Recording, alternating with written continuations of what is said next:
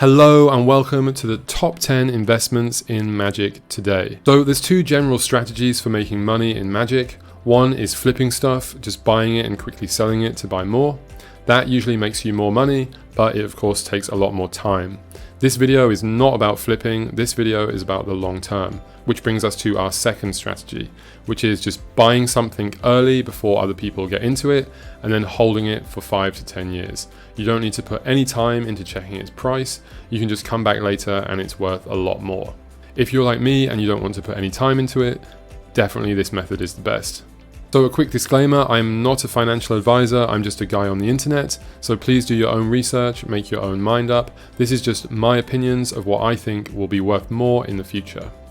So starting with the big stuff, this is the stuff that everybody knows about, like Black Lotus, really old vintage cards, Judge foils, basically everything from Alpha, really well known and desired reserve list cards. I think we can safely say in 10 years these will be worth more than they are today. There's big demand for them and that's why they have a big high price tag. I think the risk is extremely low, but saying that, the accessibility of these cards is also very low. Things like Black Lotus are so expensive, almost no one can buy them. The multiplier effect is low, but they will just gradually tick up over time. Whereas compared to, say, a card that no one is looking at, that no one's talking about, that's really cheap, there's more chance of something like that having a big multiplier than something that everyone already knows is great. So coming in at number 9, old product. This ranges from super expensive to much more affordable with something like a plane shift booster. I can definitely see these just slowly ticking up over time as more of them get opened for, say, YouTube channels or given away as special prizes at events, things like that. Some of these are becoming extremely expensive, so the accessibility is low. And of course, everything that's super expensive has a much lower multiplier value than something that's really cheap and no one knows about. But saying that, the risk on these is extremely low. There'll always be stores or collectors willing to buy them. So I think this is a great pickup. And for me, the risk reward is there. I can't really see these being cheaper in 10 years. At number 8, we have old lands. So lands are an essential part of Magic, and people always like to bring out their deck and play nice lands. Obviously, the absolute peak are alpha lands. We've seen alpha lands going over $100 for a basic land now. I do think that will continue to keep going, but of course, I don't think it's going to go crazy and 10x to like 1,000. Also, we've got other very famously loved lands like the Sunflower Plains and Japanese Graveyard. So I really think there's a big opportunity in the foil lands. They're still so cheap. You can still buy those for under $10. Even if you look on eBay, you can get them sometimes under $5. And if you've seen them in real life, you know they're just super nostalgic and super nice. 7th edition foils, Mercadian Masks, Invasion, all of those sets, you can still pick up those lands for just a few dollars, and they're so nice and so nostalgic. So again, risk very low, especially for the cheap ones because they're already so cheap. The other ones, they're already well established as cards people want. Accessibility for the cheap ones, they're still very easy to find and pick up at very cheap prices. And I do think multipliers will be low. Number 7, Collector's Edition. I absolutely love these. I've been going on about these for a while. So these are cards with square corners and gold backs. They are not tournament legal, but in the old school format, people don't really care about that. There's so many people who love black borders and they would much rather spend, say, half the price of an unlimited card to pick up one of these collector's editions. Also, as we're playing more and more on webcam, it's becoming increasingly difficult to see the difference between even, say, an alpha and a collector's edition, which have extremely different corners. Going forward, I think they will become de facto legal in every old school format and no one will question it. So because of that, I think there's a chance that they have a bigger multiplier. Accessibility is not great because some of them have already become expensive, but on some of them, they're still very cheap. I think the risk is very low because of course they're already not legal, so they can't become any less legal. So at number 6, gold bordered cards, and this is the same concept as collectors, but I'm specifically talking about the ones in the pictures. I do think the cards like Gaia's Cradle and Grim Monolith are already sort of priced in, although I do think they will continue. The main ones that I think are super undervalued are these in the picture. So you can still buy Mastercores and Cursed Scrolls for $1, and I think that's crazy cheap, especially as these cards see more and more play in casual formats. Remember, they are reserve list cards, so I just think they're super undervalued. I think the risk is basically zero because it's $1. They're already not legal, they're not going to become less legal. Accessibility, of course, is $1, everyone can afford that, but I think the multiplier is very high.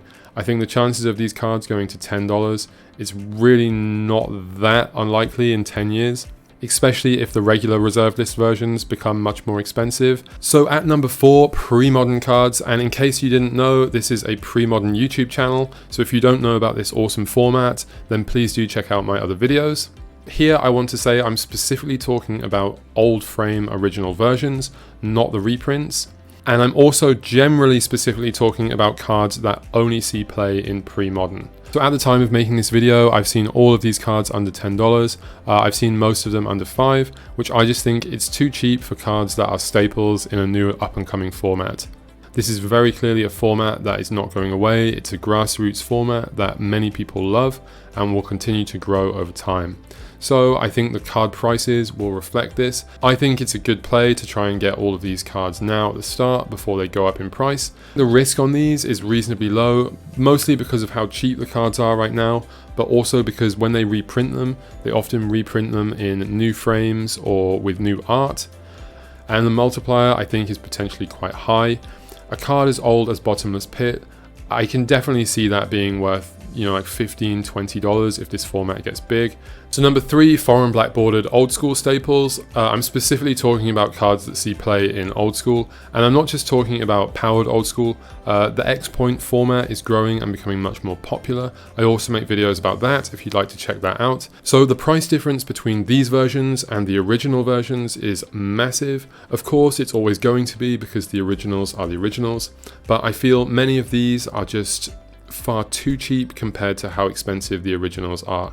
As mentioned before with Collector's Edition, many old school players just like black border, and of course now we're a global community. Many people speak more than one language. Many people want the card in their own specific language. They don't really care if it's English or not.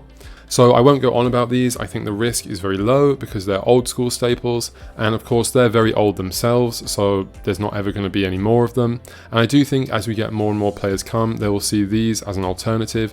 Number 2, and we're back to PreModern again. This time we're specifically talking about PreModern foils. And again, of course, we're talking about cards that pretty much only see play in PreModern because those are the ones that are the most undervalued. Seal of Cleansing is starting to get a bit expensive, so actually that one's not really undervalued anymore. But Jackal Pup, for example, a 4 of in one of the most popular decks, you can still buy these for $5 to $10, and that just seems extremely cheap for a card that looks as nice as this, that is as old as this, that is, you know, a 4 of in one of the most popular decks. These old foils look super nice, and I can definitely see if PreModern becomes a bigger format, which I think it will, they will become much more popular. They look so much nicer than any other kind of blingy cards. No one else is really paying attention to this, and you can still pick them up for very good and cheap prices. However, with some of them, you might have difficulty buying them in the quantity you want to buy them in. But I think that just shows actually how rare they are, and definitely shows that they're undervalued at $5 to $10 each. So for multipliers, I still think the chance for multipliers on these will be great. I still think the format is absolutely tiny and we're right at the start of it. I think if we just get a few more big YouTube channels talking about it, then I could definitely see that these will really take off because these are super rare, and I definitely will make a video about exactly how rare they are in the future. My absolute favorite pick would be these kind of like second, third tier playables from beta or beta, depending on how you say that, depending on where you're from. I think these are super undervalued, like crazily so. I've been following these for a while. You can still pick them up for €5 or, you know, like less in many cases, which I think is absolutely insane for cards this old. I definitely think, as Rudy from Alpha Investment says, we will get to a point where all Alpha cards are like museum quality, and all of these cards are kind of like how Alpha are today. So for me, these are just a no-brainer, must buy. So I don't normally make videos like this. If you like it, please do let me know in the comments below. Thank you for watching, and please subscribe.